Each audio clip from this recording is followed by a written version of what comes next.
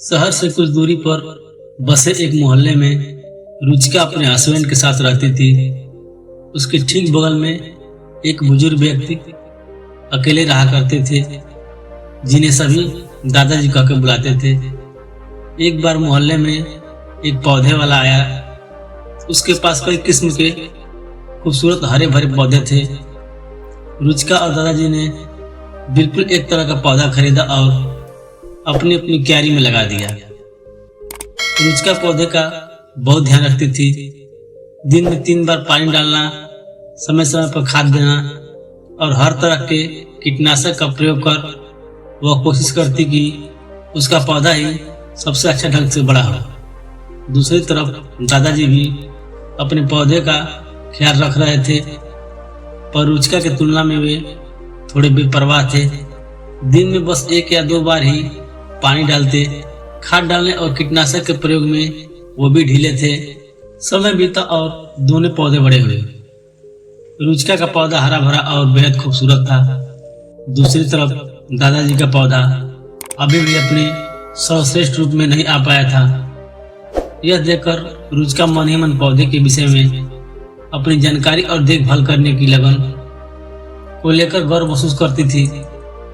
फिर एक रात अचानक ही मौसम बिगड़ा। हवाएं तूफान का रूप लेने लगी, बादल गरजने लगे और रात भर आंधी तूफान और बारिश का खेल चलता रहा। सुबह जब मौसम शांत हुआ तो रुचिका और दादाजी लगभग एक साथ ही अपने पौधे के पास पहुंचे। पर एक क्या, रुचिका का पौधा जमीन से उखड़ चुका था, जबकि दादाजी का पौधा बस एक और जरा सा झुक भर गया था। ऐसा क्यों हुआ दादाजी? हम दोनों के पौधे बिल्कुल एक तरह के थे, बल्कि आपसे अधिक तो मैंने अपने पौधों की देखभाल की थी। फिर आपका पौधा प्रकृति की इस चोट को झेल कैसे गया, जबकि मेरा पौधा धराशायी हो गया? रुचिका ने घबराहट और दुख भरे शब्दों से प्रश्न किया। इस पर दादाजी बोले, देखो बेटा, तुमने पौधे को उसके जरूरत की हर एक चीज प्रचुरता में दी, इसलिए उसे अपनी आवश्यकताएं पूरी करने के लिए कभी खुद कुछ नहीं करना पड़ा। न उसे पानी तलाशने के लिए अपनी जड़ें जमीन के भीतर गाड़नी पड़ी, न कीट पतंगों से बचने के लिए अपनी प्रतिरोधक क्षमता पैदा करनी पड़ी।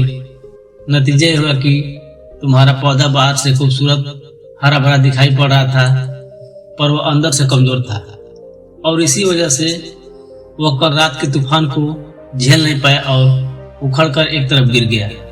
जबकि मैंने अपने पौधों की बस इतनी देखभाल की कि वह जीवित रहे, इसलिए मेरे पौधे ने खुद को जिंदा रखने के लिए अपनी जड़ें जमा ली और अपनी प्रतिरोधक क्षमता को भी विकसित कर लिया और आसानी से प्रकृति के इस प्रहार को झेल गया।